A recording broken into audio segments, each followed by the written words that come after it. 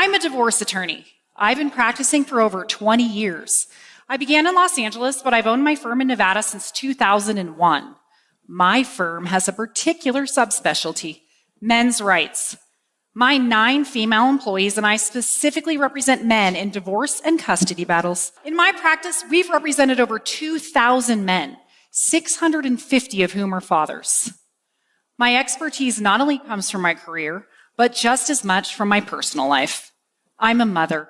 My children are 23, 15, 12, and barely 3. What has 20 years of representing men in family law as a wife, mother, and daughter taught me about fatherhood? Allow me, if you will, to start with the second thing I learned about fatherhood. Men parent differently than women, big surprise. But their influence is crucial in the development of their children.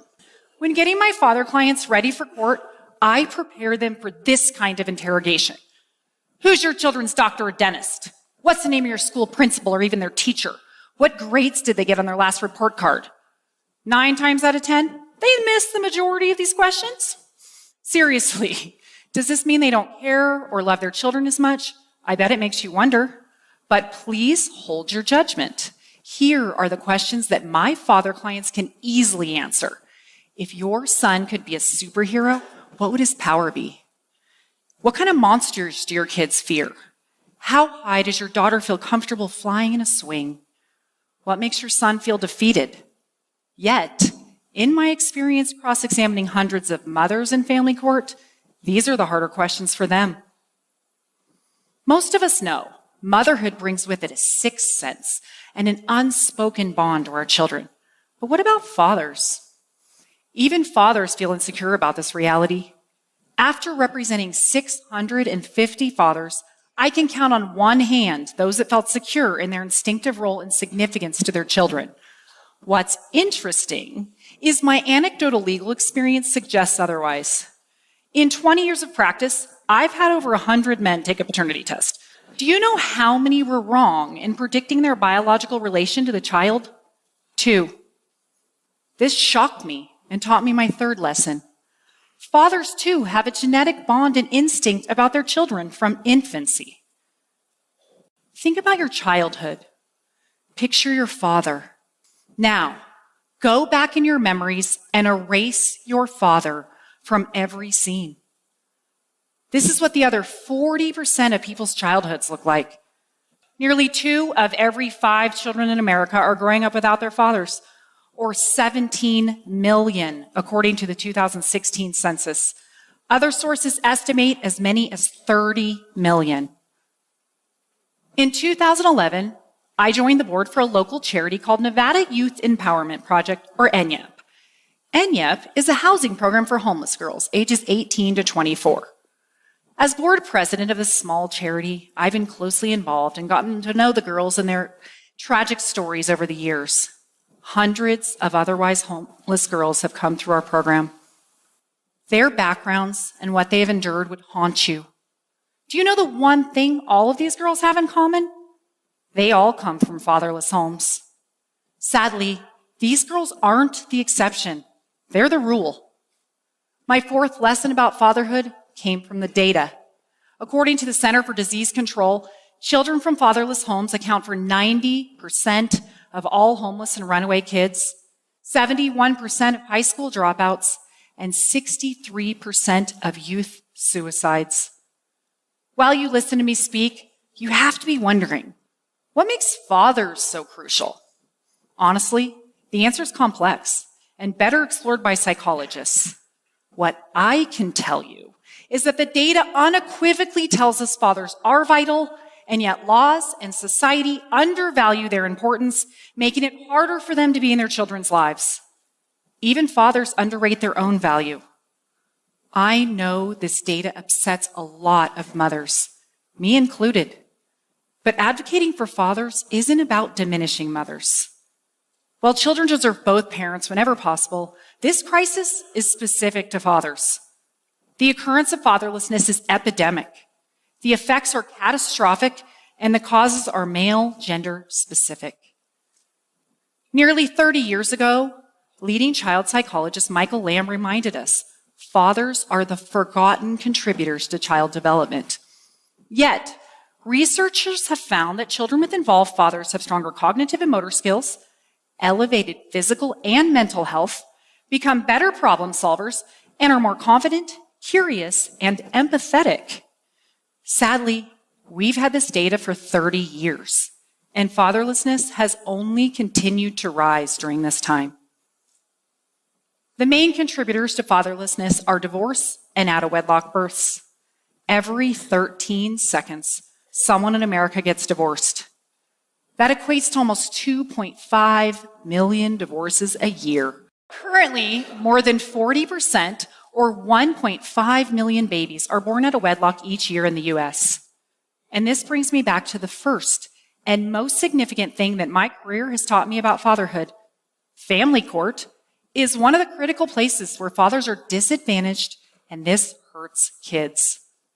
Historically, this maternal preference was solidified in the tender years doctrine, which mandated custody of children under age 4 be awarded to mothers. This doctrine was in use until the 80s. As the laws progressed, visitation for fathers improved, but it took a lot of years before the law was finally gender equal.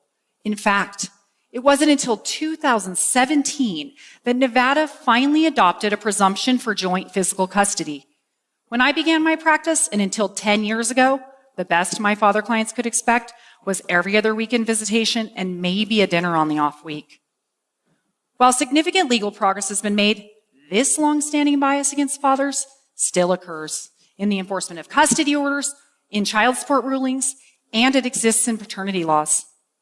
All the while, the number of kids growing up without dads continues to rise. Between 1960 and 2016, the percentage of children growing up with just mothers nearly tripled, from 8 to 23%.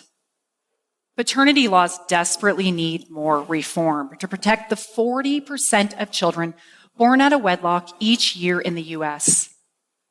Right now, once custody has been ordered, it's illegal to remove a child from their father, usually a felony.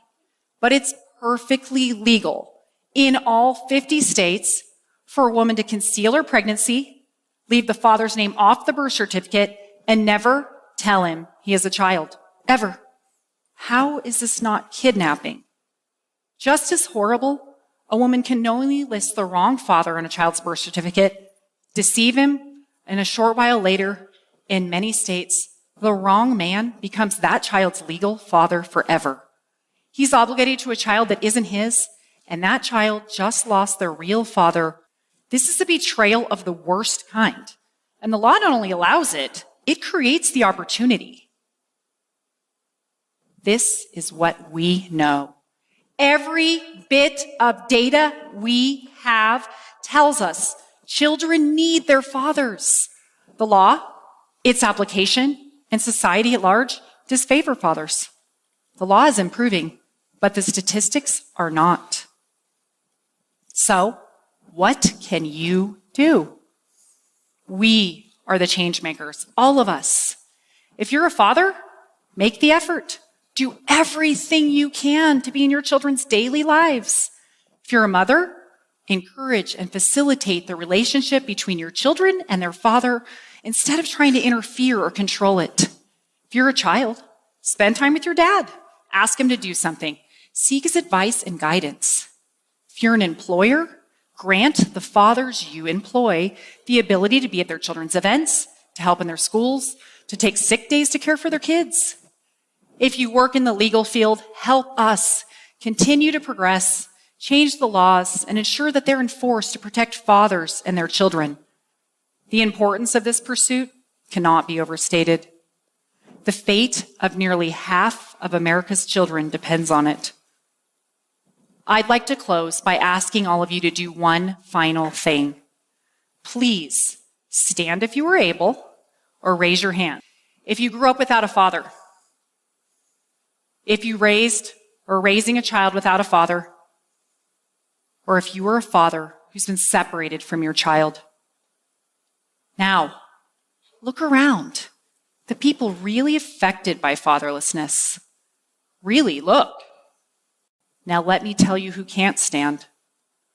the 1,000 fatherless children who were murdered last year, the 3,000 fatherless children who died from drugs, the 3,200 fatherless children who committed suicide last year, and the 14,000 fatherless children who were incarcerated.